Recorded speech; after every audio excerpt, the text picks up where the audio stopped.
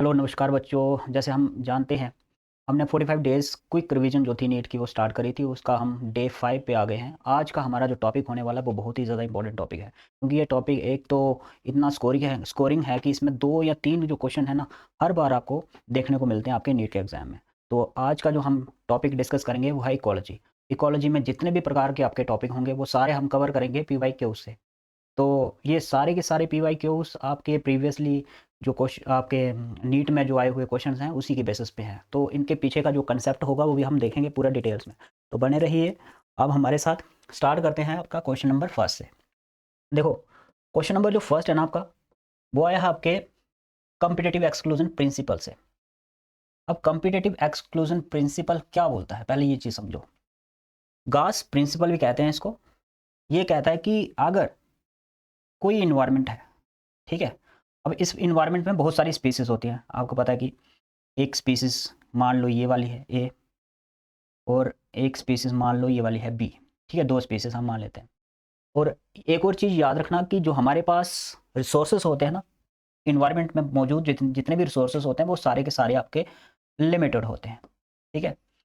Limited resource होने की वजह से ये गास प्रिंसिपल ये कहता है कि अगर ये दोनों स्पीसीज़ क्या करती हो, एक ही चीज़ पे फीड करती हो। मान लो कि ये कोई चीज़ है जिसके ऊपर ये भी फीड करता है स्पीसीज़ ए, और ये भी फीड करता है स्पीसीज़ बी भी। तो इस कंडीशन में क्या होगा, इन दोनों के बीच में कंपटीशन जो होगा ना वो स्टार्ट हो जाएगा। इन दोनों के बीच में कंपटीशन जो होगा, किसको लेके, फूड को लेके, वो स्टार्ट हो जाएगा। तो अल्टीमेटली जो आंसर आएगा, जो रिजल्ट आएगा इसका, वो क्या आएगा कि इन दोनों में से कोई एक जो होगा वो ही क्या कर पाएगा, इस इन्वायरमेंट में सर्वाइव कर पाएगा, ठीक है। ये रिजल्ट हमारे सामने आ जाता है। तो कहने का मतलब ये हुआ कि स्पीसीज के अंदर लिमिटेड सोर्स होने की वजह से एक, अगर आपका फूड है और वो उसी को खा रहे हैं, तो उसमें कंपटीशन आपका चालू हो जाएगा, और जिसका रिजल्ट आएगा कि जो सुपीरियर होगा वो ही क्या करेगा, सर्वाइव करेगा। जो इन्फीरियर होगा वो एलिमिनेट हो जाएगा। तो चलिए क्वेश्चन की तरफ देखते हैं। आई होप आपको ये कंसेप्ट समझ में आ गया होगा। The two closely related species competing for the same resources can not को एग्जिस्ट इनडेफिनेटली। तो पहली जो लाइन है ना, जो पहला ही आपका लाइन दिखी हुई है, ये बिल्कुल एक्यूरेट बैठ रही है कि दो जो स्पीसीज हैं वो क्या करती हैं, रिसोर्सेज के लिए compete करती हैं। और वो क्या कर सकती हैं कि उनका एक रिसोर्स कभी नहीं हो सकता, ठीक है। उन दोनों में से एक को क्या करना पड़ेगा, अपना बोरिया बिस्तर लपेट के जाना पड़ेगा कहीं और, ठीक है। वो एक सोर्सेस के ऊपर फीड नहीं कर सकते। दूसरा ऑप्शन भी देख लेते हैं, बाकी ऑप्शन क्या कह रहे हैं। ये ऑप्शन कह रहा है आपका कि टू स्पीसीज कैन को exist if they occupy the same नीच। देखो, पहली बात, नीच तो प्रोफेशन होता है, ठीक है। एक नीच में दो या दो से स्पीसीज जो है उनका एक कॉमन नीच नहीं हो सकता, ठीक है। प्रोफेशन जो होगा वो आपका काफ़ी कन्फाइंड होता है, ठीक है। ये चीज़ समझो आप। तो ये जो स्टेटमेंट है ये टोटली क्या है, गलत है। Larger organism exclude the smaller once. इतना हमें पता है कि एक स्पीसीज क्या करनी है, एलिमिनेट होगी आपके इकोसिस्टम से। लेकिन ये कहीं नहीं लिखा है कि वो जो एलिमिनेट होगी वो छोटी स्पीसीज होगी। तो ये भी काफ़ी ज़्यादा ट्रिक करता है नीट, ठीक है। तो इसको भी ध्यान रखना। वर्ड यूज़ करना कि जो सुपीरियर होगा वो एलिमिनेट करेगा किसको, इन्फीरियर को। साइज से कोई लेना देना नहीं है इसका, अबंडेंस से कोई लेना देना नहीं है। तो ये दोनों के दोनों ऑप्शन जो है नीचे वाले, ये आपके गलत हो जाते हैं इस कंडीशन से, ठीक है। तो प्यारा सा कंसेप्ट है गास प्रिंसिपल का। आगे चलते हैं। देखो, ये क्वेश्चन काफ़ी बोल सकते हो तगड़ा क्वेश्चन है, क्योंकि ये क्वेश्चन आपका इक्वेशन बेस्ड है। और इक्वेशन बेस्ड में नीट जो है ना वो आजकल वेरिएबल्स पे ज़्यादा फोकस कर रहा है। आपको इक्वेशन मिल जाती है और उसमें वो पूछ देता है कि बताओ ज़रा इस इक्वेशन का ये वेरिएबल्स क्या बताता है आपको। तो इसमें इक्वेशन की नॉलेज होना बहुत ज़रूरी है। और ये क्वेश्चन आपका आया है लॉजिस्टिक ग्रोथ इक्वेशन से, ठीक है। जिसको सबसे बेस्ट एक्सप्लेन करता है पीवी मॉडल। सिग्माइड जो मॉडल है आपका, पीवी मॉडल जो बेस्ट इसको एक्सप्लेन करता है। ये क्या बताता है, देखो इस चीज़ को समझो, ठीक है। हम मान लेते हैं कि कोई भी जब ऑर्गेनिज्म है ना, अगर रिसोर्सेस क्या है, वही चीज़, रिसोर्सेस अगर अनलिमिटेड है, तो अनलिमिटेड रिसोर्सेस हैं, तो उसकी ग्रोथ को कोई नहीं रोक सकता। उसकी ग्रोथ को कोई नहीं रोक सकता। तो कोई इस शेप का आपको ग्राफ देखने को मिलेगा। लेकिन एक्चुअल में ऐसा नहीं होता। प्रैक्टिकली अगर देखोगे ऐसा नहीं होता। जितने भी हमारे पास रिसोर्सेस होते हैं वो सारे के सारे लिमिटेड होते हैं, अनलिमिटेड रिसोर्सेस नहीं होते। तो जो जे शेप का जो ग्राफ बनता है ना, ये तभी पॉसिबल होगा जब हमारे पास रिसोर्सेस कैसे हो, अनलिमिटेड हो। ये चीज़ याद रखना। लेकिन आपको पता है, जैसे जैसे पॉपुलेशन बढ़ेगी और टाइम के साथ क्या होगा, कुछ स्पीसीज क्या करती हैं, सर्टेन पॉइंट पे आके रुक जाती हैं। क्यों रुक जाती हैं वो? क्योंकि आपको पता है रिसोर्सेज खत्म होने शुरू हो जाते हैं, और जब रिसोर्सेज खत्म होंगे तो दोनों स्पीसीज, हजारों स्पीसीज जितनी भी होगी, उनके बीच में कंपटीशन जो है वो शुरू हो जाता है। किसको लेके कंपटीशन? रिसोर्सेज को लेके। तो हम बोल सकते हैं कि जो उनकी ग्रोथ होगी वो सर्टेन पॉइंट पे आके क्या कर जाती है, रुक जाती है। इसी पॉइंट को हम बोलते हैं कैरिंग कैपेसिटी। ये होती है कैरिंग कैपेसिटी, ठीक है। और ये जो ग्राफ आपको देख रहे हो ना, एस शेप का जो बन रहा है, इसी ग्राफ को पीवी मॉडल ने एक्सप्लेन करा था, और यही ग्राफ आपका क्या रहता है, सिग्माइड ग्राफ होता है, एस शेप्ड का ग्राफ होता है, ठीक है। आई बात समझ में? क्लियर हुआ इतना सा? अब इस इक्वेशन को कैसे डिनोट करोगे? अब ये जो इक्वेशन होती है ना, वो कुछ इस तरह से होती है, d n upon d t is equal to r n, ठीक है। और आगे वैल्यूज आ जाती है आपकी के माइनस एन अपॉन में के, ठीक है। ये इस तरह से आ जाता है। अब इन्होंने क्या पूछा आपके लिए? इन्होंने पूछा कि बताओ ज़रा, यहाँ पे जो आपका के है वो क्या रिप्रेजेंट कर रहा है यहाँ पे। ऑप्शन पे चलते हैं। Intrinsic rate of natural increases. Intrinsic rate क्या होता है कि कितना पैदा हो रहे हैं, कितना बर्थ हो रहा है, उसमें से बर्थ में से अगर आप डेथ को निकाल दो, वो आपका रहेगा इंट्रिंसिक रेट, और जिसको बायोटिक पोटेंशियल भी बोलते हैं। क्या बोलते हैं इसको? बायोटिक पोटेंशियल, ठीक है, बायोटिक पोटेंशियल। और बायोटिक पोटेंशियल को आप आर से डिनोट करते हो, ना कि के से करते हो। तो यहाँ पे जो ये है ना, ये आपका बायोटिक पोटेंशियल है, ठीक है। तो ये आपको के बारे में बोलना था, intrinsic rate of natural increase का, को तो इसका सवाल नहीं बनता। के जो होता है, बिल्कुल सेकंड ऑप्शन जो है वो सही है। के को हम बोलते हैं कैरिंग कैपेसिटी, ठीक है। के जो यहाँ पे है वो है कैरिंग कैपेसिटी, कि मतलब कोई ऑर्गेनिज्म अगर ग्रो कर रहा है रिसोर्सेज को यूज़ करके, तो वो कितने देर तक ग्रो कर सकता है। कभी ना कभी ऐसी सर्टन स्टेज आएगी जिसमें रिसोर्सेज जो होंगे वो क्या हो जाएंगे, कम होना शुरू हो जाएंगे। तो ऑटोमेटिकली उसकी जो ग्रोथ का फेस है वो आपका कैसा हो जाएगा, असिम्प्टेड हो जाएगा। मतलब बिल्कुल कैरिंग कैपेसिटी पे आके वो समतल जैसा हो जाएगा, लीनियर हो जाएगा। इसके साथ फर्दर यहाँ पे ग्रोथ जो है वो आपको देखने को नहीं मिलेगी। असिम्प्टोड जो ग्रोथ होगा आपका वो बनना शुरू हो जाएगा। इन्वायरमेंट रेसिस्टेंट की बात करें तो इन्वायरमेंट रेसिस्टेंट की वैल्यू जो होती है ना, वो ये पूरा दे रहा है, के माइनस एन, ये आपका इन्वायरमेंट रेजिस्टेंस है, ठीक है। ये कंट्रोल करता है, ये किसको कंट्रोल करता है? ये कंट्रोल करता है ग्रोथ को कंट्रोल करता है, ठीक है। पॉपुलेशन डेंसिटी जो है वो, ये एन जो है नंबर, ये आपको प्रोवाइड कर रहा है। पॉपुलेशन डेंसिटी का नंबर कौन प्रोवाइड कर रहा है आपको? एन प्रोवाइड कर रहा है। तो सब जो वेरिएबल्स हैं उनका नॉलेज आपके पास होना चाहिए, क्योंकि नीट क्या कर रहा है, धीरे धीरे अब अपना डोमेन जो है वो बढ़ा रहा है, तो सबका आपको नॉलेज रखना है। अब चलते हैं क्वेश्चन नंबर 3 की तरफ। देखो बहुत सी प्यारा सा क्वेश्चन आया आपका कंजर्वेशन से, और कंजर्वेशन से बहुत सारे क्वेश्चन जो है वो आपको ऑलरेडी देखने को मिलते हैं। सबसे पहले देखो पूछा गया है, which of the following is not. ये बहुत बड़ा ट्रैप है, यहाँ पे बच्चे फंसते हैं। बच्चे क्या करते हैं, फटाफट से आते हैं, सीधा क्वेश्चन देखेंगे, और नीचे ना तो अच्छी तरह से क्वेश्चन रीड करते हैं, सीधे डायरेक्ट आपके ऑप्शन जो है उनको देखना शुरू कर देते हैं, जिसकी वजह से उनको +4 की जगह पे -1 मिलता है, और घर आके वो फिर चेक करते हैं, फिर उनको पता चलता है ये तो नॉट था। तो फोकस रखना, पहले ही क्वेश्चन पे आपको अंडरलाइन कर लेना भी नॉट पूछा है। इनमें से कौन सा ex-situ कंजर्वेशन नहीं है, ठीक है। अब कंजर्वेशन की बात करें तो हमारे पास 2 मोड आते हैं कंजर्वेशन के। एक आता है हमारे पास इन सिटू, एक आता है हमारे पास ex-situ, ठीक है। इन सिटू मतलब इन नेचर। अगर आप स्पीसीज को नेचर के अंदर सेव कर रहे हो ना, उसके नेचुरल हैबिटेट में, तो वो आ जाएगा इन सिटू। और ex-situ क्या होता है? आउटसाइड द नेचर, नेचर के अलावा कहीं और अगर उसको आप प्रिजर्व कर रहे हो तो वो ex-situ आ जाता है। ये चीज़ याद रखना, ठीक है। अब देखो क्रायो प्रिजर्वेशन क्या होती है। हम क्या करते हैं, गैमेट्स हो गए बहुत सारी स्पीसीज़ के, हमें लगता है कि ये स्पीसीज़ जो है अब थ्रेटन्ड है, या फिर ये एक्सटिंक्ट हो सकती है वाइल्ड में, हमें खतरा है उससे, कहीं ये विलुप्त ना हो जाए। तो हम क्या करते हैं, उनके गैमेट्स को प्रिजर्व करते हैं काफ़ी लो टेम्परेचर पे, एक्सट्रीम लो टेम्परेचर पे लिक्विड नाइट्रोजन का यूज़ करते हैं, ठीक है, उसके गैमेट को क्या करने के लिए, प्रिजर्व करने के लिए। तो ये क्रायो प्रिजर्वेशन जो है ये हमारे द्वारा है, नेचर में तो प्रिजर्व हो नहीं रहे, तो ये बिल्कुल भी आपका ex-situ वाला नहीं है। ये आपका क्या है, ex-situ है, इन सिटू नहीं है, ठीक है। सीड बैंक की बात करते हैं, तो सीड बैंक यहाँ पे देखोगे, ये भी क्या होता है, प्रिजर्व करना होता है, ठीक है। सीड्स जो काफ़ी रेयरेस्ट प्लांट होते हैं, उनके सीड को भी हम कोल्ड टेम्परेचर पे प्रिजर्व करके रखते हैं, ताकि बाद में हम इनको यूज़ कर सकें अगर वो प्लांट कहीं एक्सटिंक्ट होता है। तो ये भी हमारा ही ex-situ वाला प्रोसेस है, तो ये भी आपका ex-situ के अंदर रहेगा। अगर हम बोटेनिकल गार्डन्स की बात करते हैं, तो बोटेनिकल गार्डन जो है ना आपका, ये भी हमारे द्वारा बनाया गया होता है, मैन मेड होता है। हम क्या करते हैं, रेयरेस्ट से रेयरेस्ट स्पीसीज़ जो होती है वहाँ पे ग्रो करवाते हैं। रेफरेंस के लिए बोल सकते हो आप, इवन आप बोल सकते हो चाहे उसको प्रिजर्व करने के लिए बात हो रही हो, तो ये भी आपका किस में आएगा, एक्स सीटू में आएगा। ठीक है, ये सारे के सारे एक्स सीटू में आएंगे। सिर्फ एक है जो इन सीटू में कवर होगा, और वो है आपका बायोस्फीयर रिजर्व, एक काफ़ी बड़ा हिस्सा। ठीक है, जिसमें आप बोल सकते हो हम बहुत सारे चीज़ों को प्रिजर्व करके रखते हैं, तो ये नेचर में प्रिजर्व होती हैं। तो यहाँ का जो राइट आंसर बनेगा वो क्या बनेगा, बायोस्फीयर रिजर्व आपका इन सिटू का पार्ट है। ठीक है, असर्शन रीजन, देखो हर बार आपको नीड में असर्शन रीजन के क्वेश्चन जो है वो देखने को मिलते हैं। और जैसे असर्शन रीजन के क्वेश्चन देखने को मिलते हैं तो बहुत सारे बच्चों के हाथ पाँव जो है फूलना स्टार्ट हो जाते हैं। नेट प्राइमरी प्रोडक्टिविटी का क्वेश्चन है, ये is always less than the gross primary productivity. Some of the gross primary productivity is utilized by the plant in respiration. पहले देखो प्राइमरी प्रोडक्टिविटी होती क्या है, एग्जाम्पल से समझो आप। ठीक है, एग्जाम्पल जैसे मान लो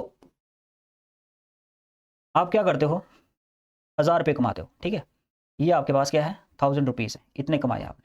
ठीक है, अब आपको पता है 1000 रुपीज़ आपको मंथली मिला, जहाँ जितना भी कमाया आपने, इसमें से कुछ हिस्सा जो है आपने यूज़ कर लिया। ठीक है, मान लो कि आपने 500 जो है वो यूज़ कर लिए, बाकी जो बचा आपका हिस्सा इसमें से, ठीक है, 500 वो आपने क्या कर दिया, सेविंग कर दिया। ठीक है, तो यही यहाँ पे है। अब ये 1000 जो आपका हिस्सा था ये वाला, इसको समझो कि ये आपका क्या है, प्राइमरी प्रोडक्टिविटी है, आपके ग्रॉस प्राइमरी प्रोडक्टिविटी है, जीपीपी है। ठीक है, अब इसमें से जो आपके पास बचा है सेविंग में, ये आ गया आपके पास नेट प्राइमरी प्रोडक्टिविटी। और जो आपने खर्च किया ये वाला हिस्सा, ये आ जाएगा आपका रिस्पायरेशन में। तो सिंपल सा प्रोसेस है, ज़्यादा मुश्किल कुछ नहीं है। होता क्या है, जो प्लांट हैं, प्रोड्यूसर जो है, जितना भी एनर्जी लेते हैं सनलाइट से, फोटोसिंथेसिस से, जितना भी प्रोडक्ट बनाते हैं, बायोमास जो भी उनका बनता है, वो सारा का सारा किस में आता है, ग्रॉस प्राइमरी प्रोडक्टिविटी में आता है। ठीक है, तो जीपीपी जो होता है वो हमेशा किसके बराबर होगा, एनपीपी। एनपीपी जो होगा आपका, एनपीपी जो होगा आपका, यानी नेट जो होगा आपका, यानी ये अगर इसकी बात करते हो नेट कितना 500 बचा आपके पास, कैसे बचा, 100 में से इसको माइनस करके बचा। तो एनपीपी जो होगा आपका वो कितना आएगा आपका, जीपीपी माइनस रिस्पायरेशन। ठीक है, ये इक्वेशन लिख लेना, इस बार असर्शन रीजन में आया था, अगली बार इक्वेशन आ सकती है, तो आपको पता होना चाहिए।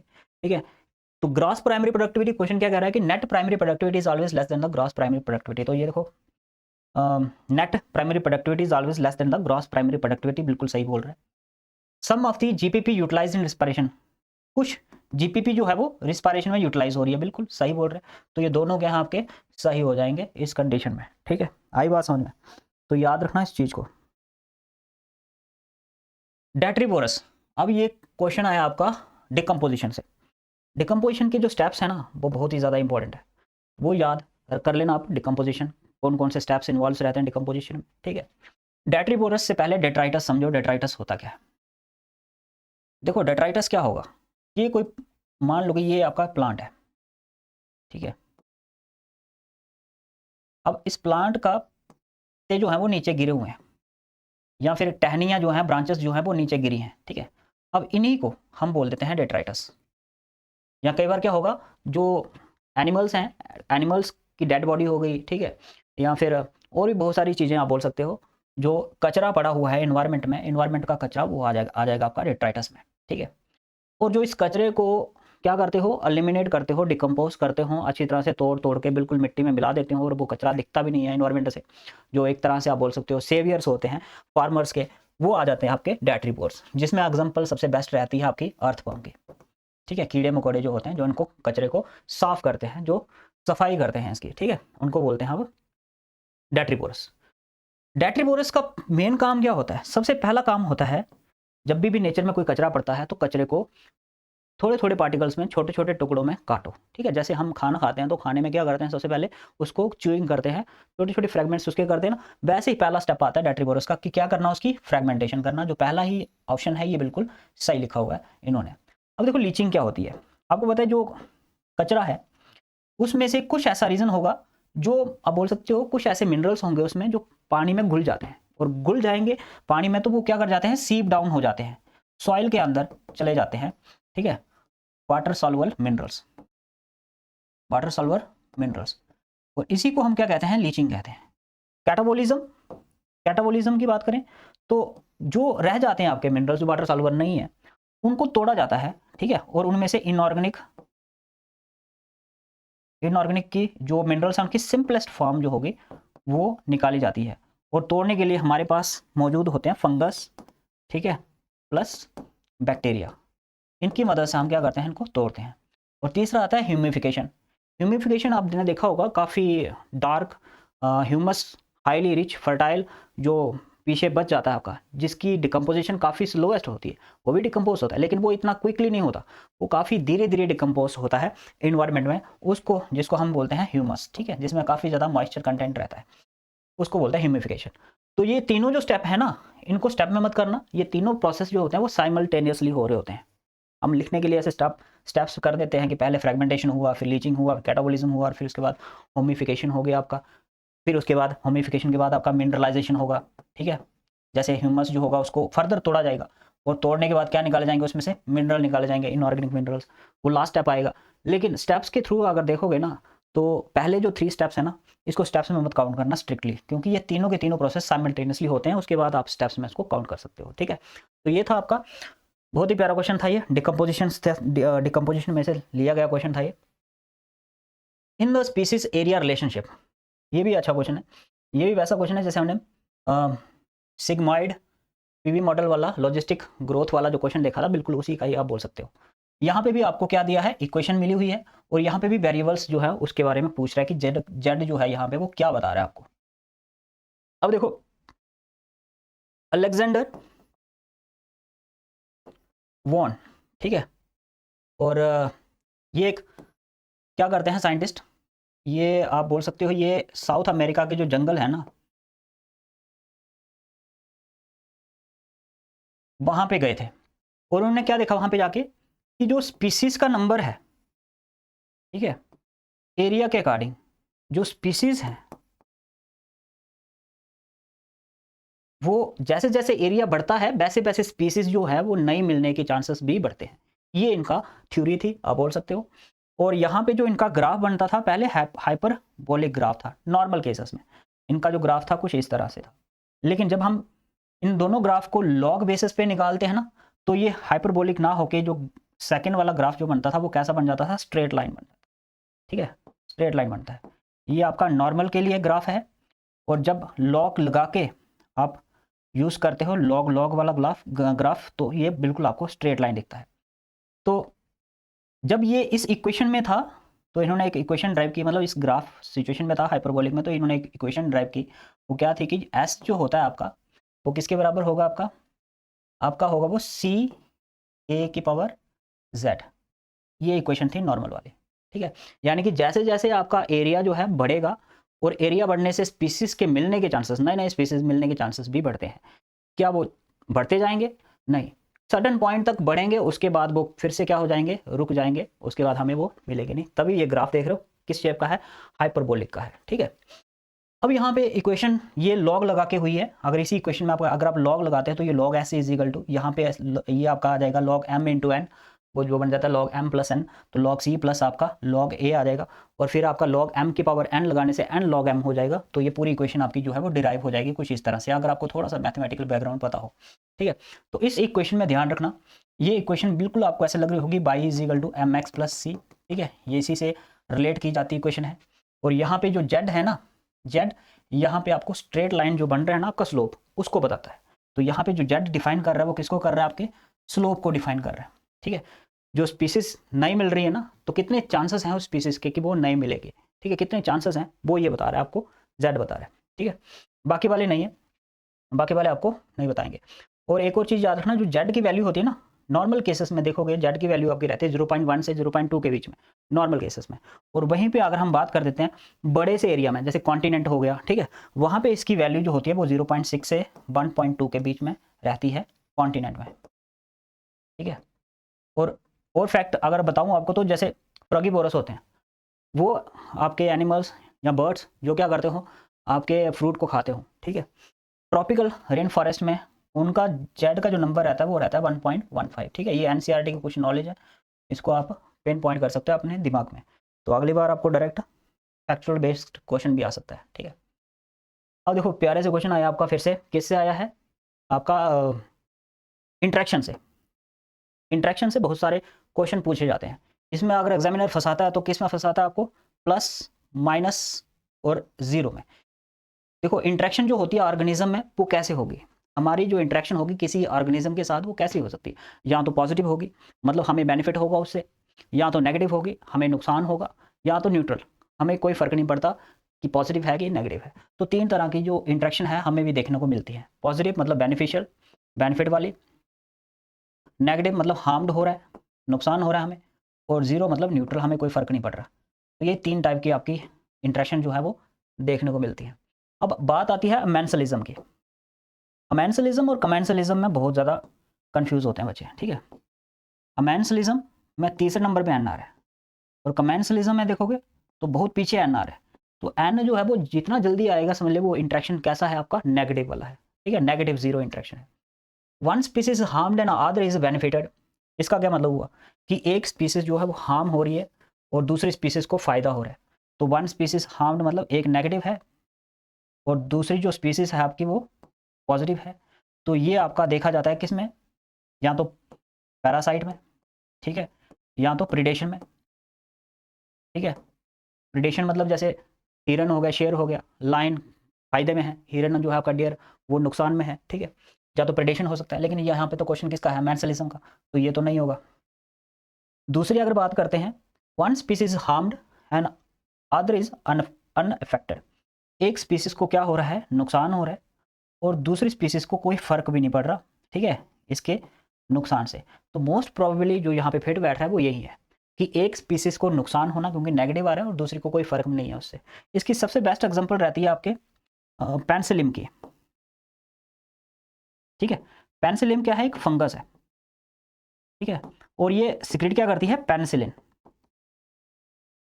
ये ऐसे केमिकल है, जैसे ये अपने सराउंडिंग में सिक्रेट होगा तो इसके चपेट में जो जो भी ऑर्गेनिज्म आएगा, जैसे बैक्टीरिया वगैरह आ गए, तो वो सारे के सारे बैक्टीरिया जो है वो एलिमिनेट हो जाएंगे, मर जाएंगे। तो इसी को देख के तो अलेक्जेंडर फ्लेमिंग ने 1928 में पेनिसिलिन बनाया था, एंटीबायोटिक फर्स्ट, ठीक है। तो याद रखना ये केस आपका किसका है, अमेंसलिज्म का केस है, नेगेटिव जीरो वाला केस है, ठीक है। One species is benefited and other is unaffected. एक स्पीसीज को फायदा हो रहा है और दूसरे को कोई वो नहीं है, ठीक है। तो वो आता है आपका इसमें कमेंसलिज्म में, कमेंसलिज्म, ठीक है, जिसमें एक को क्या होता है फायदा, एक को फायदा होता है और दूसरे को कोई फर्क नहीं पड़ता कि क्या है। और इसमें सबसे बेस्ट एग्जांपल रहती है जो आपकी वेल है, बेल के ऊपर छोटे छोटे वार्नेकल्स रहते हैं, ठीक है, उसके पूरे बॉडी के ऊपर वार्नेकल्स होते हैं। तो वेल को इससे कोई फ़र्क नहीं पड़ता, लेकिन वार्नेकल्स को काफ़ी ज़्यादा फ़र्क पड़ता है। तो वार्नेकल्स को बहुत ज़्यादा आप बोल सकते हो कि ट्रांसपोर्टेशन के लिए, जो यातायात के लिए जो गाड़ी चाहिए वो मिल जाती है फ्री की, ठीक है। तो ये कमेंसलिज्म की आपको एग्जाम्पल देखने को मिल जाती है यहाँ पे। बोथ स्पीसीज आर हार्म्ड, देखो दोनों की दोनों स्पीसीज कब हार्म्ड होगी, जिसमें दोनों स्पीसीज को लग रहा है कि भाई हमें नुकसान है, तो वो तभी हो सकती है जब दोनों के बीच में एक रिसोर्सेज के लिए, ठीक है, खाने के लिए क्या चल रही हो, कशमकश चल रही हो, लड़ाई चल रही हो। तो उस सिचुएशन में दोनों को क्या होगा, नुकसान होगा। दोनों नेगेटिव तभी हो सकती है कि दोनों के बीच में क्या हो, कंपटीशन क्रिएट हो जाए, ठीक है। अगर इन दोनों में कंपटीशन क्रिएट हो जाता है तो एक आदि को क्या होना पड़ेगा, एलिमिनेट होना पड़ेगा इस इकोसिस्टम से, जैसे ही गासेस थ्योरम जो बोलती थी, ठीक है, एक्सक्लूजन, कंपिटिटिव एक्सक्लूजन प्रिंसिपल जो बोलता था उसका। ये चीज़ याद रखना। इकोलॉजिकल पिरामिड्स है, देखो एल्टोनियन ने दिए थे ये पिरामिड्स। ये भी बहुत प्यारा सा क्वेश्चन है पिरामिड्स का। पिरामिड्स जो होते हैं ना वो तीन टाइप के हो सकते हैं, मतलब तीन पैरामीटर्स को देख के हम पिरामिड्स को लिखते हैं, ठीक है। या तो हम देखते हैं बायोमास, या हम देखते हैं नंबर, और या हम देखते हैं एनर्जी। और ये दो टाइप के रहते हैं आपके, मोस्टली दो टाइप के होते हैं ये। या तो होते हैं अपराइट और या होते हैं इन्वर्टेड, ठीक है। अपराइट कुछ इस तरह से होंगे और इन्वर्टेड की बात करो तो इस तरह से होंगे। कहने का मतलब ये है, अगर प्रोड्यूसर जो होते हैं वो बॉटम रहते हैं, अगर प्रोड्यूसर का नंबर या बायोमास ज़्यादा है, यहाँ पे कौन होंगे, प्रोड्यूसर, तो हम बोल देंगे कि वो जो बनेगा वो अपराइट बनेगा आपका। अगर प्रोड्यूसर जो होते हैं, ठीक है, यहाँ पे उनका नंबर क्या हो जाता है, कम हो जाता है, तो हम बोल सकते हैं वो क्या बनेंगे, इन्वर्टेड बनेंगे। लेकिन एक बात याद रखना, जो एनर्जी का पिरामिड बनता है इट्स ऑलवेज अपराइट। वो हमेशा कैसा रहता है, अपराइट रहता है। उसको किसी इकोसिस्टम से कोई फ़र्क नहीं पड़ता, ठीक है? चाहे वो आपका ग्रासलैंड हो, चाहे वो आपका ओशन हो, सी हो, पॉन्ड हो, उसको किसी से फ़र्क नहीं पड़ता। एनर्जी हमेशा 10% लॉ से चलती है, जो लिंडमैन्स ने बताया था आपको, ठीक है? 10% लॉ हमेशा लगता ही है। तो उसकी वजह से हर ट्रॉपिक लेवल पे हर एक आप बोल सकते हो ट्रॉपिक लेवल पे 10% एनर्जी का क्या होता है, आपका कंज़र्वेशन होता है, बाकी 90% जो होती है वो लॉस हो जाती है। इसीलिए एनर्जी जो है वो गिरती चली जाती है ट्रॉपिक हर लेवल्स में। अगर हम बात करते हैं इसमें, विच of the following ecological pyramid is generally inverted, इनमें से कौन सा इन्वर्टेड है? अगर हम पिरामिड ऑफ एनर्जी की बात करते हैं ग्रास लैंड में, ठीक है, तो एनर्जी देखो पहला ही pyramid of energy in grassland, तो मैंने जैसे अभी बताया एनर्जी वाला जो पिरामिड होता है ये आपका हमेशा कैसा रहता है, अपराइट रहता है, तो ये इन्वर्टेड होगा नहीं। तो यहाँ पे पूछा क्या है, इन्वर्टेड पूछा है, ये गौर करना है। तो ये पहला ही ऑप्शन क्या हो जाएगा हमारा, गलत हो जाएगा। Pyramid of biomass in forest, अगर हम फॉरेस्ट की बात करते हैं तो फॉरेस्ट में प्रोड्यूसर का बायोमास जो होता है, ठीक है, वो काफ़ी ज़्यादा होता है किसके कंपैरिजन में, उसके ऊपर आप बोल सकते हो हर्बीवोर्स हों चाहे आपके कार्निवोर्स हों उनके मुकाबले, ठीक है। तो यहाँ पे ये वाला ऑप्शन भी आपका क्या हो जाएगा, गलत हो जाएगा। Pyramid of biomass in sea and oceans, ये कुछ हद तक आपको सही लग रहा है, क्योंकि यहाँ पे स्टार्टिंग से ही आपके जो फाइटोप्लैंक्टन्स हैं वो आपके फाइटोप्लैंक्टन्स वो होते हैं जो एनर्जी सन एनर्जी का यूज़ करके क्या करते हैं, अपना खाना बनाते हैं, ठीक है, एल्गी वगैरह। वो फाइटोप्लैंक्टन्स माइक्रोस्कोपिक होते हैं, यूनिसेलुलर होते हैं, तो आप समझ सकते हो कितने छोटा साइज़ होगा उनका, उनका बायोमास कितना छोटा होगा, ठीक है। उसके ऊपर आते हैं हमारे जू प्लैंक्टन्स जो थोड़े कंपैरेटिवली इससे बढ़िया होते हैं, इससे थोड़े ज़्यादा भारी होते हैं, जो इनके ऊपर फीड करते हैं, जू प्लैंक्टन। और इनके ऊपर आती हैं फिशेस जो इनसे भी ज़्यादा बढ़िया होंगी मासेस में।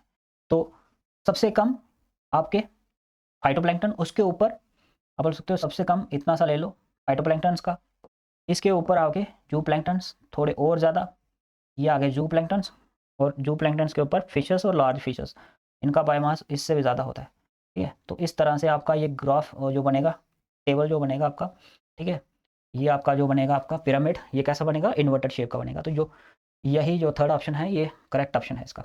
पिरामिड ऑफ नंबर्स, नंबर्स की बात करते हैं ग्रासलैंड में, तो आपको पता है घास जो होती है उसका नंबर काउंट करने जाओगे तो बहुत ज़्यादा मिलेंगे आपको। तो प्रोड्यूसर ही इतना ज़्यादा है तो वो अपराइट आपका इन्वर्टेड हो ही नहीं सकता, वो हमेशा आपका कैसा रहेगा, अपराइट रहेगा, ठीक है। इस चीज़ को समझ लो। अगर आपको एक ट्री के ऊपर अगर आपको बनाना है, ट्री की बात करते हैं, ठीक है, तो मान लो ये हमारा क्या है, एक ट्री है, और नंबर्स की बात करते हैं ट्री में, ठीक है, एक ट्री के ऊपर, ट्री जो इकोसिस्टम आ रहा है उसके ऊपर, तो यहाँ पे ट्री का जो नंबर है वो क्या है, 1 है। अब इस ट्री के ऊपर मान लो कि 5 आपके क्या रहते हैं, पंछी रहते हैं, ठीक है। अब इसके ऊपर बर्ड्स कितने हैं, 5, और मान लो हर एक बर्ड्स के ऊपर आपके 10 पैरासाइट रहते हैं, ठीक है। तो टोटल 5 हैं तो कितने हो गए टोटल, 50 पैरासाइट, ठीक है। तो टोटल कितने हो गए, 50 पैरासाइट। तो यहाँ पे देख रहे हो ये जो पिरामिड बनेगा इस सिचुएशन में वो कैसा हो जाएगा, इन्वर्टेड हो जाएगा। तो नंबर में भी इन्वर्टेड होता है जब हम ट्री की बात करते हैं, ठीक है। इस चीज़ को भी नोट कर लेना। Among the evil quartet, Jared Diamond का कंसेप्ट है, बहुत ही प्यारा कंसेप्ट है बायोडाइवर्सिटी को लेकर। इस इसकी टर्म जो है वो दी थी जैरेड डायमंड ने। कहता है कि 4 दुश्मन होते हैं बायोडाइवर्सिटी के, कहीं पे अगर बायोडाइवर्सिटी का लॉस हो रहा है तो वो 4 कारण होते हैं जिसको एविल क्वाड्रेट बोला गया, ठीक है। और आपको बताना है इनमें से 4 में से कौन सा खतरनाक है, आप बोल सकते हो कौन सा जो है वो ज़्यादातर एक्सटेंशन का कारण बनता है। तो सबसे पहले एक एक को देख लेते हैं कि क्या करते हैं। ओवर एक्सप्लॉइटेशन क्या होती है, देखो इंसान है, इंसान काफ़ी लालची है, तो क्या करेगा, जो भी स्पीसीज होगी, ठीक है, उसको मारेगा और उसका इतना एक्सप्लॉइट कर देगा कि वो एक्सटिंक्ट ही हो जाएगी। जिसकी वजह से आप देख सकते हो हमने डोडो, ठीक है, पैसेंजर पिजन, ये कुछ ऐसे एग्जांपल है हमारे सामने जिनका हमने ओवर एक्सप्लॉइट किया है, और वो जैसे सी कऊ होगी, इनका ओवर एक्सप्लॉइट किया है हमारी ज़रूरतों के लिए, और वो बाद में इस वर्ल्ड से एक्सटेंक्ट हो गई है। अब वो म्यूज़ियम में आपको दिखते हैं। दूसरा अगर हम देखते हैं एलियन स्पीसीज, ठीक है, तो एलियन स्पीसीज को एक्जॉटिक भी बोलते हैं, जो यहाँ की नहीं हो, नॉन इंडिजिनस एक्जॉटिक स्पीसीज भी कहते हैं।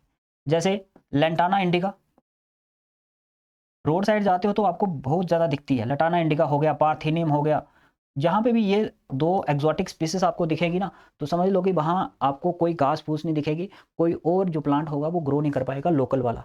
तो ये भी आप बोल सकते हो कि ह्यूमंस की ही देन है एक्जॉटिक स्पीसीज, जिसकी वजह से बहुत सारी स्पीसीज का क्या हो रहा है, एक्सटिंक्शन हो रहा है इनकी वजह से। अगर हम तीसरे पॉइंट की बात करते हैं तो को एक्सटिंक्शन। को एक्सटिंक्शन का मतलब क्या हुआ, देखो हमें पता है एक स्पीसीज दूसरी स्पीसीज के ऊपर डिपेंड रहती है अपनी ज़रूरतों के लिए, ठीक है। से फॉर एग्जांपल अगर हम बात करते हैं पॉलिनेशन की ही, तो पॉलिनेशन तभी हो पाएगी जब पॉलिनेटर होंगे। सपोज करो पूरे के पूरे पॉलिनेटर ही गायब कर दो, जब पूरे के पूरे पॉलिनेटर गायब हो जाएंगे तो आपको पता अल्टीमेटली जो आप पे के जितने भी फ्लावरिंग प्लांट्स हैं वो पॉलिनेट नहीं कर पाएंगे। जब पॉलिनेशन नहीं होगी तो क्या नहीं होगा, आपका वो नहीं बन पाएगा, सीड नहीं बन पाएगा, और अल्टीमेटली डैमेज किसको होगा, सारे प्लांट्स को होगा। तो जब एक स्पीसीज दूसरे स्पीसीज के ऊपर डिपेंड रहती है ना, तो अगर एक स्पीसीज हिल जाए, ठीक है, गायब हो जाए, तो दूसरी का भी खतरा रहता है एक्सटिंक्शन होने का, ठीक है। लास्ट है आपका हैबिटेट लॉस। हमने क्या करा, हमने बड़े बड़े जंगल जो है वो काट दिए।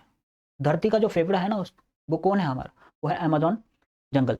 हमने उसको भी नहीं छोड़ा, ठीक है, उसको अभी हमने इतना ज़्यादा फ्रेगमेंटेशन करा है, रोड्स हाईवे वगैरह पूरे हमने जंगल्स को तबाह कर दिया, जिसकी वजह से हुआ क्या कि जो स्पीसीज़ हैं जहाँ पे कहीं उनका बसेरा होता था वो आज दर बदर घूम रहे हैं तलाश में किसकी, घर की, शेल्टर की। और जिसकी वजह से बहुत सारी स्पीसीज़ ऐसी हैं जिनका नंबर काफ़ी कम हो गया है, ठीक है, और कुछ तो एलिमिनेट भी हो गई हैं, एक्सटिंक्ट भी हो गई हैं इस वर्ल्ड से। तो जो सबसे बेस्ट रहता है यहाँ पे, जिसको मोस्टली खतरा रहता है, वो ये है आपका हैबिटेट लॉस एंड फ्रेगमेंटेशन से, ठीक है। तो एबल क्वाड्रेंट में जो इंपॉर्टेंट और प्राइमरी कॉज है एनिमल और प्लांट एक्सटिंक्शन का, वो क्या है आपका हैबिटेट लॉस एंड फ्रेगमेंटेशन। इस चीज़ को याद रखना। देखो हमने पीछे इंट्रैक्शंस के बारे में पढ़ा था, प्लस एंड नेगेटिव, उससे जुड़ा हुआ एक और क्वेश्चन आया यहाँ पे, ठीक है। दोनों प्लस प्लस हो, दोनों को फायदा है, ठीक है। तो प्रोटो कोऑपरेशन, अगर ऑब्लिगेशन नहीं है, अगर ऑब्लिगेशन है तो म्यूचुअलिज्म, ठीक है, याद रखना म्यूचुअलिज्म। म्यूचुअलिज्म में जैसे लाइकन की बेस्ट एग्जांपल है, ठीक है। और एक प्लांट माइकोराइजा बोल सकते हो, माइकोराइजा भी इसमें आ जाता है। तो याद रखना अगर कहीं पॉजिटिव पॉजिटिव हो तो म्यूचुअलिज्म, ऑब्लिगेशन नहीं होना चाहिए, ऑब्लिगेशन अगर हो गया तो म्यूचुअलिज्म, अगर ऑब्लिगेशन नहीं है तो प्रोटो कोऑपरेशन। नेगेटिव नेगेटिव अगर कहीं आता है, दोनों को नुकसान है तो कंपटीशन हो रहा होगा कहीं पे, तो ये आ जाएगा कंपटीशन पे, एक को फायदा दूसरे को नुकसान ही नहीं है, तो ये आ जाता है हमारा कमेंसलिज्म पे, जैसे मैंने बताया था बेल और वार्नेकल्स। और लास्ट की बात करते हैं तो एक को फायदा दूसरे को नुकसान, तो ये पैरासिटिज्म है, ठीक है। पैरासिटिज्म की बात करते हैं ना, तो पैरासाइट में आपके दो चीज़ें रहती हैं, एक रहता है पैरासाइट और दूसरा होता है होस्ट, ठीक है। होस्ट क्या होता है, होम होता है, घर होता है पैरासाइट का। और पैरासाइट क्या करता है, इसी जहाँ पे रहता है घर, इसी को क्या करता है, यहीं पे खाएगा पिएगा पलेगा और अपनी जो प्रोजनी है उसको बढ़ाने की कोशिश करता है। तो इन दोनों केसेस में जो घर है ना, इसका होम जो है, ठीक है, इसको क्या रहता है, नुकसान रहता है। और फ़ायदा किसको होता है, फ़ायदा होता है पैरासाइट को, ये फ़ायदे में रहता है, ठीक है। ये आ गया आपका पॉजिटिव नेगेटिव वाला। एक और चीज़ याद रखना, जैसे मैंने पीछे बताया था को एग्जिस्टेंस, को एक्सटिंक्शन, एग्जिस्टेंस नहीं को एक्सटिंक्शन। तो को एक्सटिंक्शन की एग्जांपल भी आप दे सकते हो पैरासाइट और होस्ट की। बहुत सारे ऐसे होस्ट होते हैं आपके, बहुत सारे ऐसे होस्ट हैं जो एक्सटिंक्ट हो गए। अब जैसे एक्सटिंक्ट हुए हैं उनके ऊपर जो खास तरह के ऑब्लिगेटरी पैरासाइट थे ना, वो भी एक्सटिंक्ट हो गए होस्ट के साथ ही। तो अगर को एक्सटिंक्शन की एग्जांपल आप अगर कहीं एग्जाम में देखते हो तो ये आप दे सकते हो पैरासिटिज्म की। 10% लॉ लिंडमैन से आया हुआ, ठीक है। अब ये क्या बोलता है 10% लॉ, देखो उसको, कहता है जो भी सोर्स है हमारा, अल्टीमेट सोर्स एनर्जी का क्या रहता है, हमारा सन रहता है, ठीक है। सन से जितनी भी रोशनी आती है, याद रखना इसका सिर्फ 1% ही जो प्लांट है वो यूज़ कर पाता है। अब 1% में से, ठीक है, जो प्लांट यूज़ कर पाएगा ना फोटोसिंथेसिस के लिए, फोटोसिंथेसिस के लिए, और उस 1% में जो आपकी रेडिएशन होगी वो यूवी भी होगी, वहाँ पे आईआर भी होगी, वहाँ पे विजिबल भी होगी। तो इसका विजिबल रेंज जो है ना आपका 400 नैनोमीटर से 700 नैनोमीटर का वो ही यूज़ कर पाता है आपका प्लांट, ठीक है, 1% का। अब इस रेंज का भी 50% जो है ना, वो रहता है आपका फोटोसिंथेटिक एक्टिव रेडिएशन वाला पार्ट, पार जिसको हम कहते हैं, ठीक है, ये चीज़ याद रखना। अब जब ये खाना बनाता है इस 1% का, तो 90%, एक में से 90% जो है ये क्या कर देता है, रिस्पायरेशन के ज़रिए, हीट के ज़रिए एटमॉस्फेयर को वापस दे देता है। और इसका जो 10% हिस्सा है ना, वो ही अपने अंदर स्टोर करके रखता है। अब आगे जो भी चेंज चलेगी ना, वो इसी 10% के हिसाब से चलेगी। तो यहाँ पे हमेशा याद रखना कि क्वेश्चन कहाँ से स्टार्ट हो रहा है, सोर्स ऑफ एनर्जी से स्टार्ट हो रहा है, सन से स्टार्ट हो रहा है, कि आपका डायरेक्टली प्रोड्यूसर से स्टार्ट हो रहा है। तो यहाँ पे क्वेश्चन को देखोगे तो यहाँ पे क्या दिया है, 10,000 joules of energy is available at the producer level. तो यहाँ प्रोड्यूसर लेवल से स्टार्ट हो रहा है, आप बच गए, ठीक है। अगर यही क्वेश्चन आपका सन से स्टार्ट हो रहा होता तो पहले इसका आप 1% करते और फिर आप स्टार्ट करते सिचुएशन, ठीक है। ये चीज़ याद रखना, ये बहुत ही ज़्यादा इंपॉर्टेंट है। तो how much energy will be available to the secondary consumer. अब आपको ट्रॉपिक लेवल का भी पता होना चाहिए इसके साथ साथ। ये हमारा क्या है, प्रोड्यूसर है। प्रोड्यूसर वो होता है जो फोटोसिंथेटिक प्रोसेस से क्या करता हो, खाना बनाता हो। प्रोड्यूसर के बाद आपको पता है हर्बीवोर आते हैं, हर्बीवोर। हर्बीवोर के बाद आपको पता है कार्निवोर आते हैं, ठीक है। ये हमारा प्राइमरी कंज्यूमर है, कंज्यूम करने वाला प्राइमरी कंज्यूमर। और ये हमारा सेकेंडरी कंज्यूमर है, ठीक है, सेकंड टाइम पे कंज्यूम करने वाला। तो क्वेश्चन कितने पे जा रहे हैं, सेकेंडरी कंज्यूमर पे जा रहे हैं, यानी कार्निवोर तक जा रहे हैं, ठीक है। यहाँ पे क्वेश्चन को देख लो आराम से।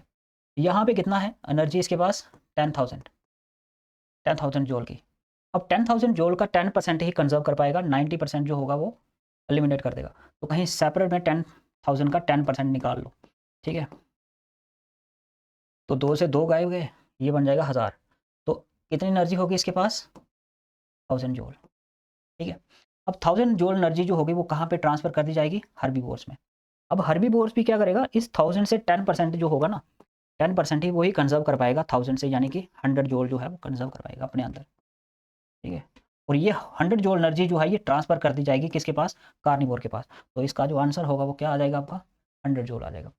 फिर बता रहा हूँ, अगर यहाँ पे और लंबी चेन होती तो बिल्कुल ऐसे ही फॉलो करते रहते हैं, 10% last he.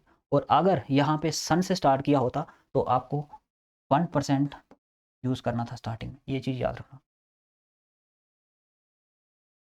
N age pyramid with broad base indicating high percentage of pre reproductive, ये आ गया एज स्ट्रक्चर से, हाँ एज पिरामिड से आ गया, देख लो यहाँ पे। ये बहुत प्यारा क्वेश्चन है ये भी। देखो एज पिरामिड्स हमारे पास 3 टाइप के होते हैं। एक रहता है आपका स्टेबल, एक रहता है एक्सपेंडिंग, और एक रहता है डिक्लाइनिंग, ठीक है। स्टेबल जो होगा ना, आप बोल सकते हैं बिल्कुल स्टेबल है वो कुछ इस तरह से होगा।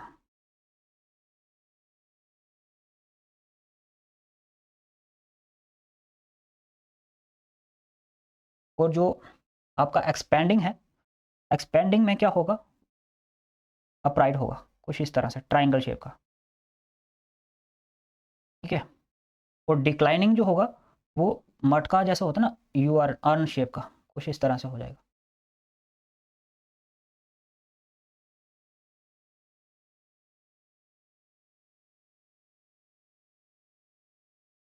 ठीक है। और जैसे ये घंटी होती है ना, घंटी, ये बेल शेप का होगा, ये ट्राइंगल शेप का होगा, और ये आपका अर्न शेप का होगा। अब जो स्टेबल वाला है वो किस शेप का है, बेल शेप का। ये है स्टेबल।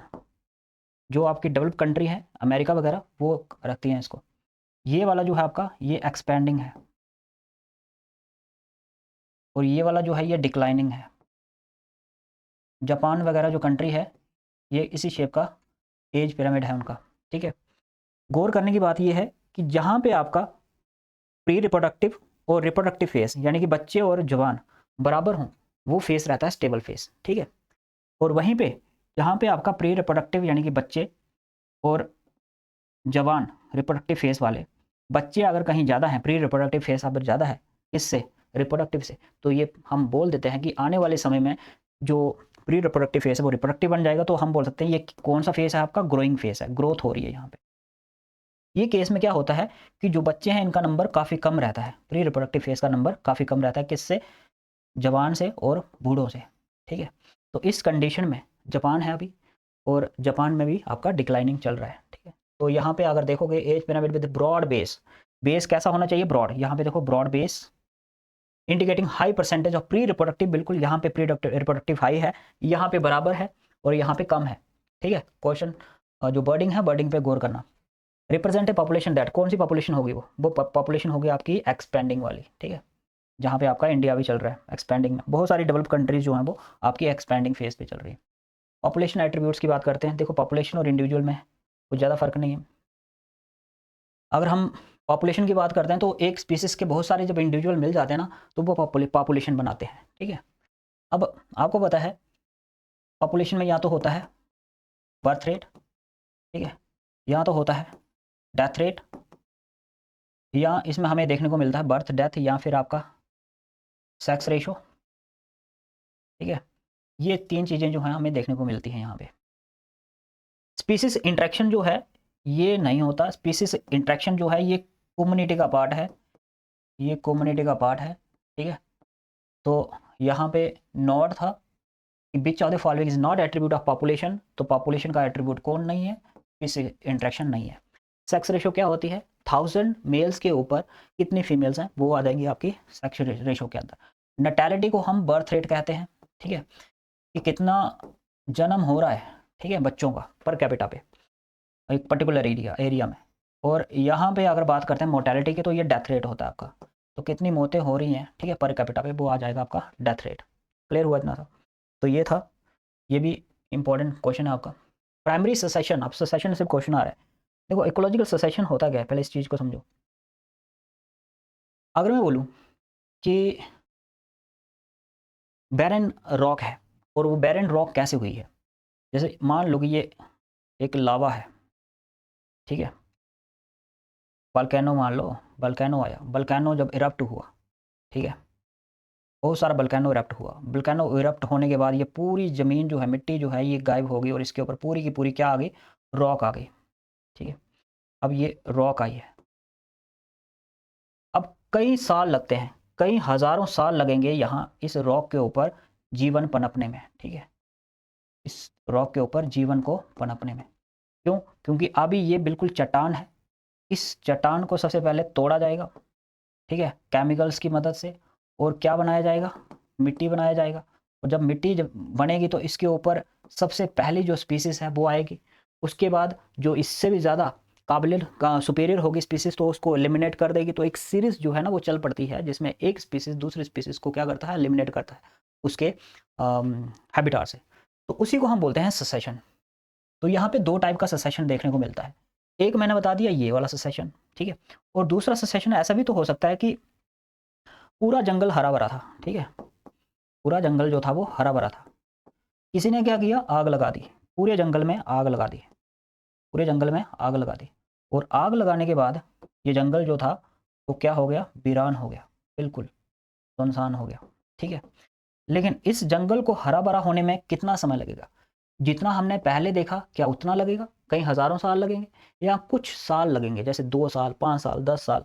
हाँ, बिल्कुल यहाँ पे जो समय लगेगा ना इसको हरा-भरा होने में वो कुछ साल का ही होगा। 2 हो सकता है, 5 हो सकता है, 10 हो सकता है, 50 हो सकता है, 100 हो सकता है, लेकिन 100 से ज़्यादा नहीं होगा। लेकिन वहाँ पे हज़ारों साल लग रहा था, ठीक है?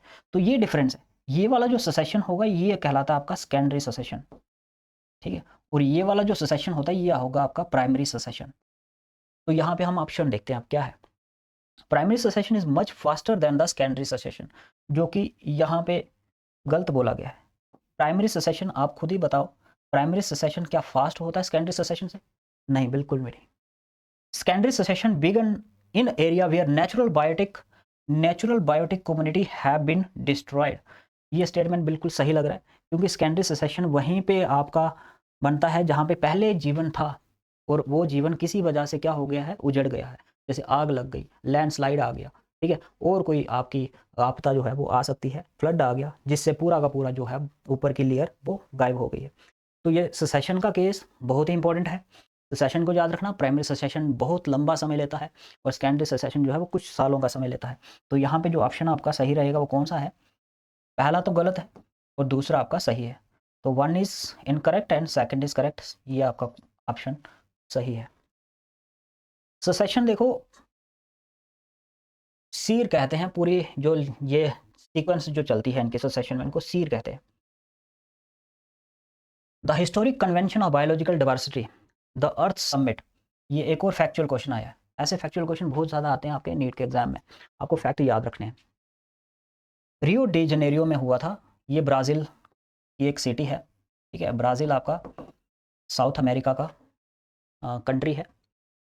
कब हुआ था ये सेसेशन, आपको याद रखना है। ये सेसेशन हुआ था 1992 को। बच्चे गलती करेंगे, ट्रैप में फंसेंगे, और ट्रैप वो क्या है आपका 2002, ठीक है। 2002 में हुआ क्या था, वर्ल्ड समिट हुआ था। वर्ल्ड समिट हुआ था इसके लिए, सस्टेनेबल डेवलपमेंट के लिए, सस्टेनेबल डेवलपमेंट के लिए आपका हुआ था, ठीक है। तो इसमें ट्रैप में नहीं फंसना।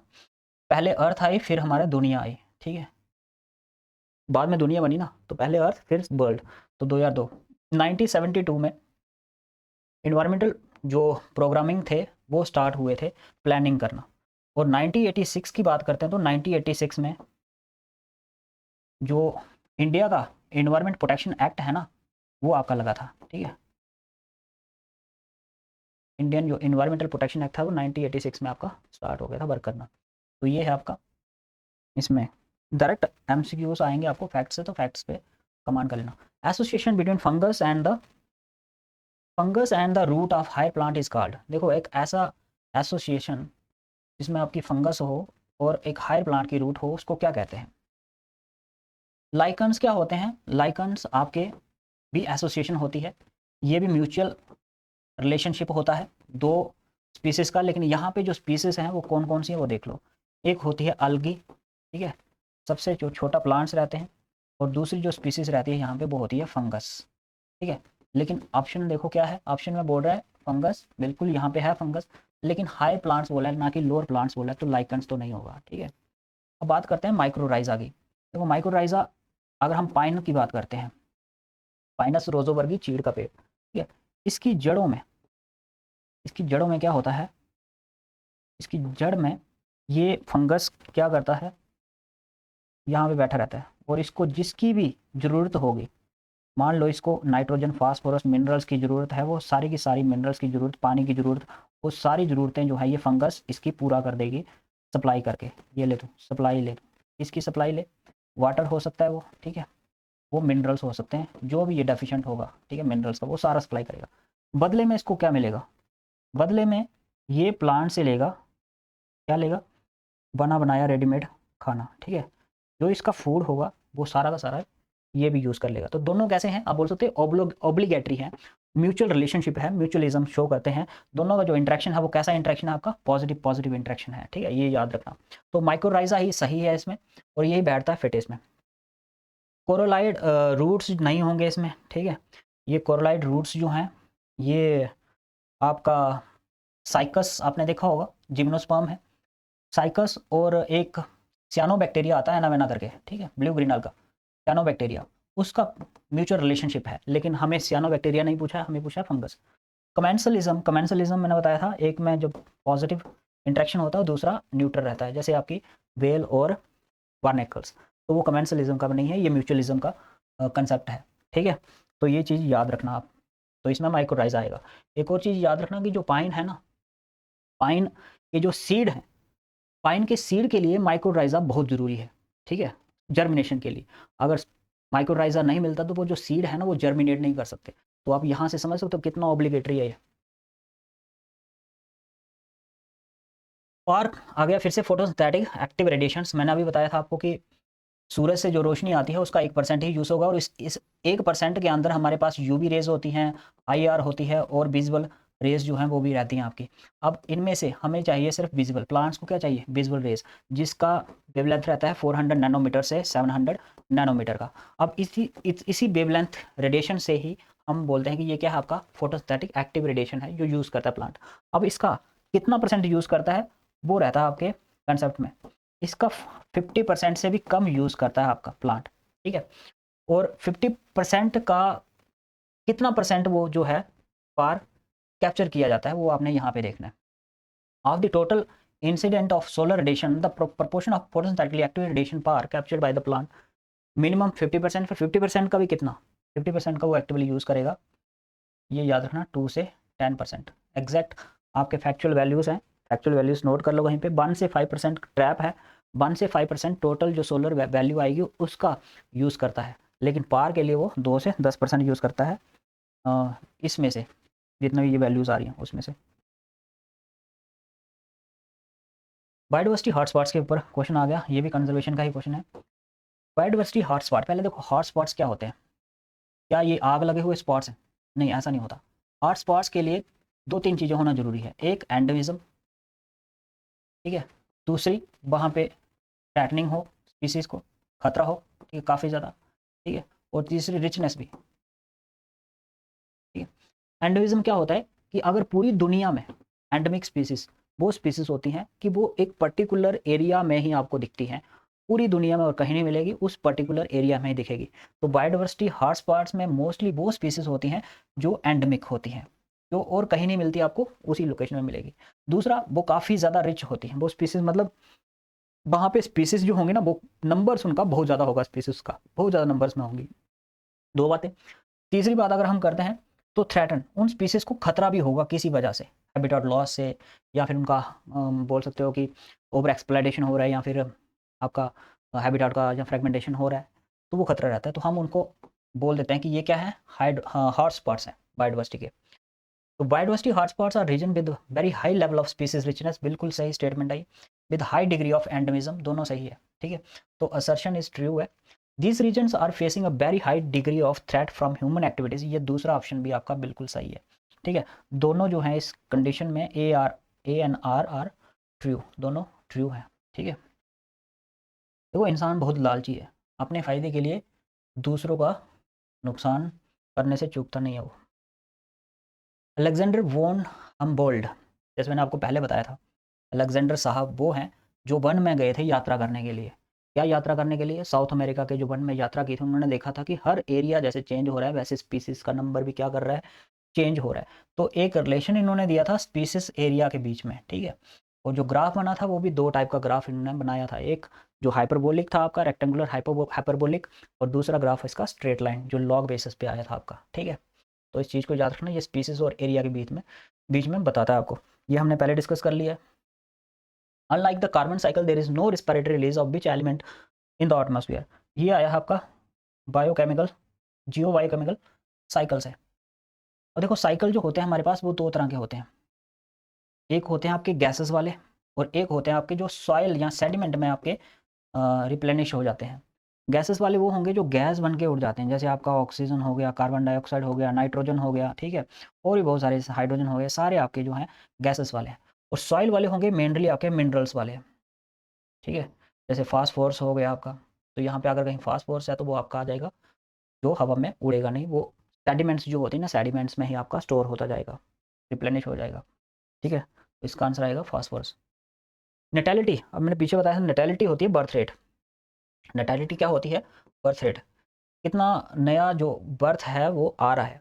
और अगर पॉपुलेशन का साइज़ बढ़ाना है तो पॉपुलेशन के साइज़ को इंक्रीज़ करने के लिए 2 चीज़ें चाहिए।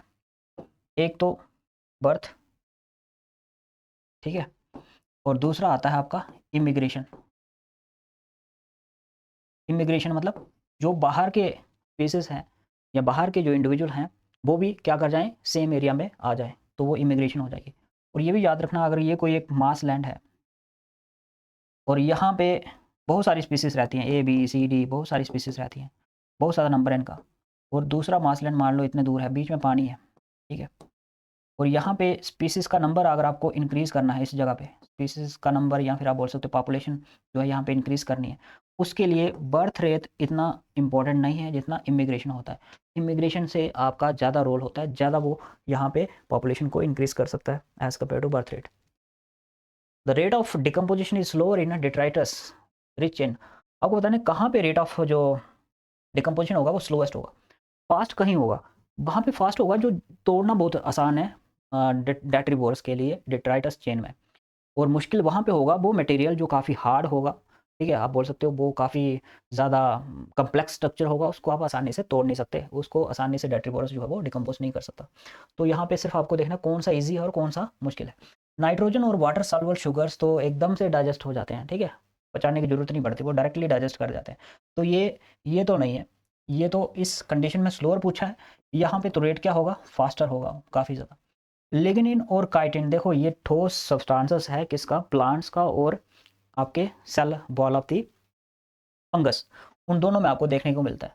ठीक है, उनकी बार्क हो गई, बाहर की जो शेल होती है उनमें, काइटिन्स का भी जो सेल वॉल रहता है, ठीक है, फंगस के अंदर, उनमें ये दोनों क्या हैं, काफ़ी सीमेंटेड मटेरियल्स होते हैं, इनको तोड़ना, इनको डाइजेस्ट करना डेट्रीबोरस के लिए क्या हो जाता है, काफ़ी चैलेंजिंग हो जाता है। तो इन दोनों में आपका जो रेट रहेगा वो क्या हो जाएगा, स्लोअर हो जाएगा, काफ़ी ज़्यादा स्लो हो जाएगा।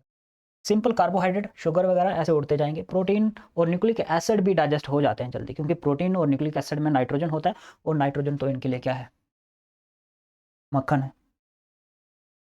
विच of the following is strictly an in situ method, पहले एक्स सीटू आया, अब इन सीटू आया कंजर्वेशन में। इन सीटू क्या होता है, मैं बता चुका हूँ, इन सीटू होता है इन नेचर में प्रिजर्व करना। तो इन नेचर, नेचर में कहाँ कहाँ भी प्रिजर्व करोगे, बोटेनिकल गार्डन एक्स सीटू का पार्ट है। ठीक है, टिश्यू कल्चर ये इन विट्रो वाला पार्ट है। माइक्रो प्रोपोगेशन लैब्स के अंदर छोटी छोटी टेस्ट ट्यूब में, अब नेचर में थोड़ी ना टेस्ट ट्यूब होती, तो यहाँ पे ये भी एक्स सीटू का पार्ट है। जूलॉजिकल पार्क, वो पार्क जो हम, जिसमें हम चिड़ियाघर वगैरह जिसमें हम जानवर वगैरह रखते हैं, ये भी आपका एक्स सीटू का पार्ट है।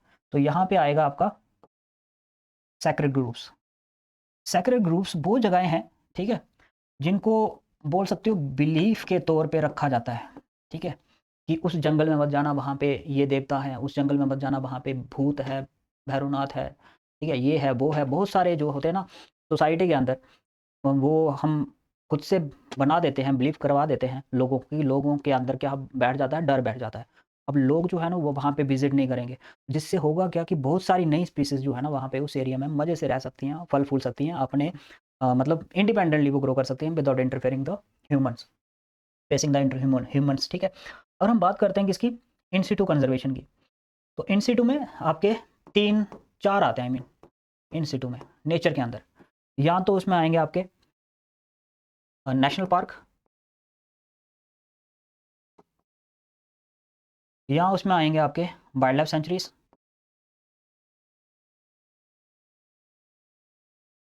ठीक है, और या तो आएंगे biosphere reserve.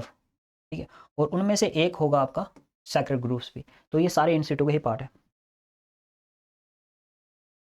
Which of the following is adaptation commonly seen in endoparasites, endoparasite और एक्सोपैरासाइट। पैरासाइट मैंने अभी बताया, पैरासाइट होते हैं परजीवी, वो परजीवी जो दूसरों की बॉडी के ऊपर रह के क्या करते हो, फीड करते हो, उनको बोलते हैं पैरासाइट। तो पैरासाइट दो तरह के होते हैं, एक होता है एक्सो, एक होता है एंडो।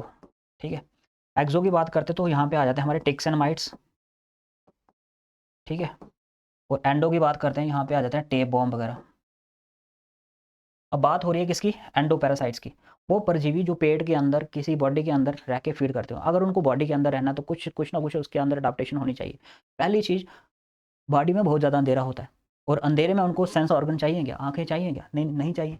तो इसलिए उनके जो loss of unnecessary sense organ जो होता है, वो सही बोल रहा है कि लॉस हो जाते हैं उनके अननेसेसरी सेंस ऑर्गन जो है, ठीक है, कान आँख सब कुछ गायब हो जाता है। अब आपको पता है, अगर वो इंटेस्टाइन में रह रहे हैं, जो मोस्टली वहीं उनका घर रहता है, वहीं वो बसेरा करते हैं, इंटेस्टाइन में इतना ज़्यादा फ्लो होता है कि वो बह बह जाएंगे एकदम से, ठीक है, एलिमिनेट हो जाएंगे आउटसाइड द बॉडी। तो इसको बचाने के लिए उनके अंदर खास तरह के क्या होते हैं, वेपन्स होते हैं, इनको हम क्या कहते हैं, अडहेसिव ऑर्गन्स या फिर सकर्स कहते हैं। वो हुक्स लगा के इंटेस्टाइन की जो लाइनिंग होती है ना उसके अंदर गड़ा देते हैं और अपने आप को स्टिक कर लेते हैं। तीसरी अगर बात करते हैं, तो उनको पता है कि भाई हमें बहुत ज़्यादा लाखों में, ठीक है, हज़ारों में एग्स रिलीज़ करने हैं, ताकि चांसेस जो होंगे उनके सर्वाइवलिटी के वो ज़्यादा होंगे। तो ये इनका जो रिप्रोडक्टिव कैपेसिटी होती है वो भी क्या रहती है, हाई रहती है। तो यहाँ पे ऑप्शन जो आएगा वो आ जाएगा ऑल ऑफ दीज, क्योंकि दो से ज़्यादा आपके ऑप्शन क्या है, सही है।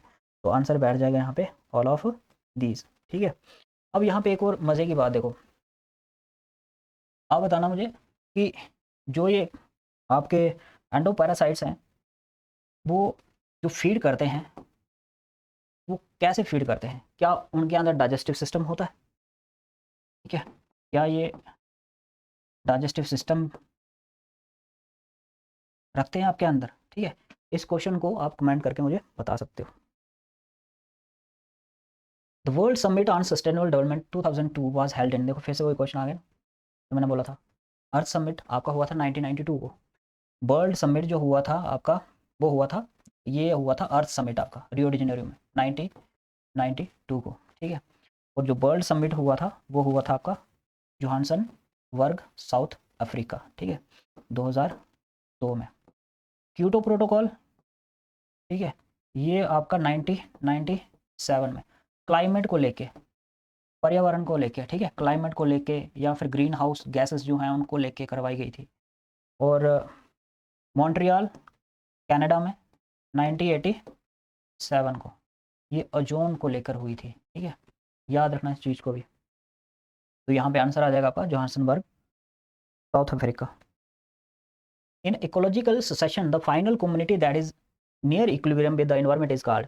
कौन सी ऐसी कम्युनिटी है जो मतलब सुसेशन में जो मतलब स्टेबिलिटी के पास आ रही है? तो इस चीज़ को समझो। पहले हम बात कर लेते हैं सिनेरियो की। जो सबसे पहली कम्युनिटी होती है जो बेयर लैंड पे आती है ना, जैसे खाली जगह है यहाँ पे, बेयर लैंड पे आएगी, वो होती हैं आपके लाइकन्स। अब लाइकन्स क्या करते हैं, यहाँ पे अपना केमिकल्स जो हैं वो रिलीज़ करते हैं। केमिकल रिलीज़ होगा तो जो धीरे धीरे विदर करेगा, और जब विदरिंग होगी तो यहाँ पे मिट्टी बनना शुरू हो जाएगी। और जब मिट्टी बनेगी ना, तो यहाँ पे एक नए प्रकार की स्पीसीज जो है ना वो जन्म लेना शुरू हो जाती है, जिसको हम बोलते हैं मॉस, ठीक है, ब्रायोफाइट्स। जैसे ब्रायोफाइट्स आ जाते हैं ना, तो उसके बाद और ज़्यादा जो मिट्टी के अंदर न्यूट्रिशन लेवल है वो धीरे धीरे बढ़ना शुरू हो जाता है। फिर इससे हायर प्लांट्स जो है वो उसके अंदर आना शुरू हो जाते हैं हमारे पास, ठीक है, जिसको फर्स्ट वेस्कुलर प्लांट्स भी कहते हैं। ये आ जाते हैं हमारे फर्न्स, जिसको हम टेरिडोफाइट कहते हैं। और फर्न्स आने के बाद फिर हमारे जिम्नो और एंजियोस्पर्म्स जो है ना, ट्री वगैरह, प्लांट्स वगैरह, वो आना शुरू हो जाते हैं। जैसे ट्री आते हैं तो वो क्या बन जाता है, फॉरेस्ट बन जाता है। अब जब फॉरेस्ट बन गया तो कोई ज़रूरी नहीं है फिर कि वो रिप्लेस ही होगा, ठीक है। तो इस कंडीशन में ट्री जो हैं वो कौन सी कम्युनिटी कहलाते हैं, आपकी क्लाइमैक्स कम्युनिटी। जहाँ पे स्टेबिलिटी आ जाए ना, तो वो कम्युनिटी बन जाती है आपकी क्लाइमैक्स कम्युनिटी। और जो पहली कम्युनिटी जो आई थी बेरियन लैंड पे, वो होती है पायोनियर, पायनियर कम्युनिटी। और ये एक स्पीसीज़ के द्वारा दूसरे स्पीसीज़ को रिप्लेस करना, एक सीरीज़ चल रही है ना, इस सीरीज़ को कहते हैं सीर, ठीक है। और इसी से नाम से ही बन के आपका 3-4 टॉपिक आ जाते हैं, ज़ीरो सीर, ठीक है। जहाँ पे सेसेशन आपका डेज़र्ट में हो रहा है, ठीक है, बेरन आइलैंड में हो रहा है, वो आ जाएगा। फिर आ जाता है आपका हाइड्रोसीर, अगर पानी में हो रहा है, ठीक है, हाइड्रोसीर अगर वाटर में हो रहा है, सामोसीर अगर पत्थर के ऊपर हो रहा है, ठीक है, सामोसीर आ जाएगा। तो इस तरह से आपके इनके नाम भी हैं, ज़िनार्क, हाइड्रोआर्क, ठीक है, इस तरह से। The mass of the living material at the particular trophic level at a given time is called. अगर हम पर्टिकुलर टाइम की बात करते हैं ना, तो दो टाइप का हमारे पास मास रहता है, दो टाइप की चीज़ें हम देख पाते हैं, ठीक है। एक लिविंग ऑर्गेनिज्म की बात करते हैं। लिविंग ऑर्गेनिज्म जैसे कि बैक्टीरिया हो गए, ठीक है, प्लांट हो गए, ह्यूमन बीइंग्स हो गए, कोई और हो गए, ठीक है, उनको हम बोलते हैं स्टैंडिंग क्रॉप। अगर एक पर्टिकुलर बात की बात करते हैं तो स्टैंडिंग क्रॉप, बच्चे कंफ्यूज हो जाते हैं इसमें। ये आपका बायोटिक वाला पार्ट है। और जो नॉन बायोटिक होगा, जैसे नाइट्रोजन हो गया, ठीक है, फास्फोरस हो गया, ठीक है, पोटेशियम हो गया, पोटेशियम हो गया, ये मिनरल्स जो रहते हैं ये नॉन बायोटिक हैं, नॉन लिविंग हैं, ठीक है। और नॉन लिविंग वाले पार्ट को हम बोलते हैं स्टैंडिंग स्टेट, ठीक है, ये याद रखना। तो यहाँ पूछा गया है mass of the living material, living यहाँ पे कोर करने वाली बात है, तो लिविंग आएगा तो क्या बन जाएगा आपका स्टैंडिंग क्रॉप हो जाएगा। जीपीपी और एनपीपी मैंने आपको पहले बता दिया। Which organism are the pioneer species of the barren rock, जो पीछे अभी मैंने आपको समझाया था, ठीक है। तो बेरेन रैक पे पायनियर स्पीसीज आपकी लाइकन होती है, ब्रायोफाइट, उसके बाद आती है फाइटोप्लैंक्टन्स, तो प्लांट, हाँ ये इंपॉर्टेंट है। देखो यहाँ पे ऐसा क्वेश्चन बनता है तो आप फंस जाओगे। पूछा है बेयर रॉक, क्या पूछा है, बेयर रॉक, उस केसेस में आपका लाइकन होगा। अगर यहाँ पे वो पूछा होता कि वाटर, ठीक है, तो उस कंडीशन में आपका फाइटोप्लैंक्टन होता, ठीक है। पानी में आपके पायनियर कम्युनिटी कौन सी आती है, फाइटोप्लैंक्टन आती है, तो ये याद रखना। टेरिडोफाइट्स इसके बाद आते हैं। एंडेमिज्म, वो स्पीसीज जो पूरी दुनिया में किसी एक पर्टिकुलर जगह पे ही आपको दिखती है, वो होती है endemic species. Species declining in number, ये नहीं होता, ठीक है। Species confined to the specific region and not found in everywhere else, ये आपका सेकंड क्वेश्चन बिल्कुल फिट बैठ रहा है। स्पीसीज फाउंड यूनिवर्सली, ये आपकी कॉस्मोपॉलिटन होती है, वो स्पीसीज जो हर जगह पे हो, ठीक है। एलियन स्पीसीज, इसको इन्वेसिव स्पीसीज कहते हैं या एग्जॉटिक। एग्जॉटिक ये भी कारण बनती है किसका, एक्सटिंक्शन का, इंडिजिनस स्पीसीज का। Population growing in a habitat with limited resources show the typical sigmoid growth. क्यों ऐसा होता है और उसको क्या फेसेस चलता है वो आपको बताना है।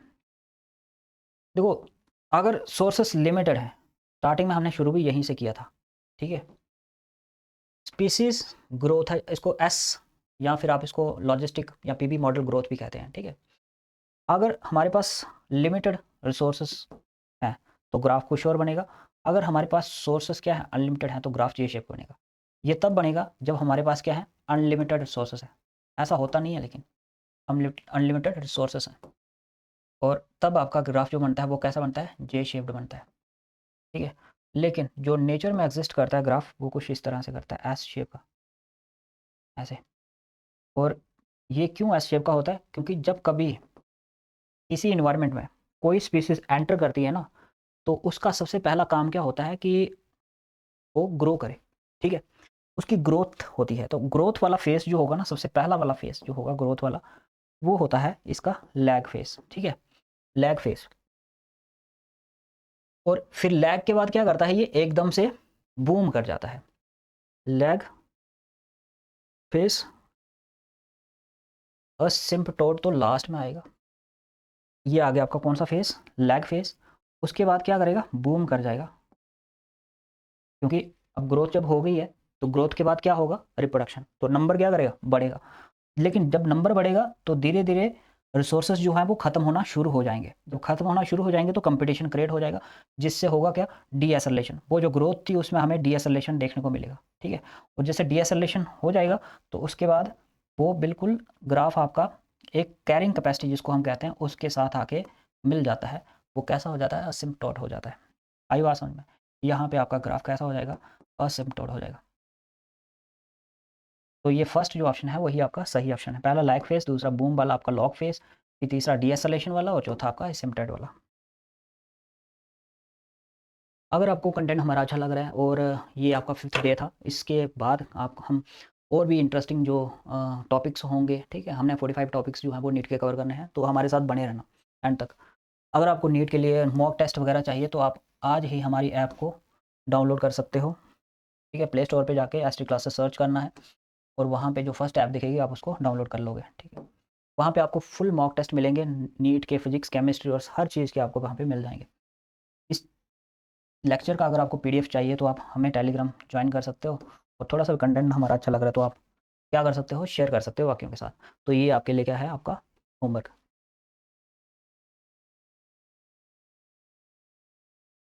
तो आज के लिए इतना ही, मिलते हैं अगले वीडियो में, तब तक के लिए हैव अ गुड डे।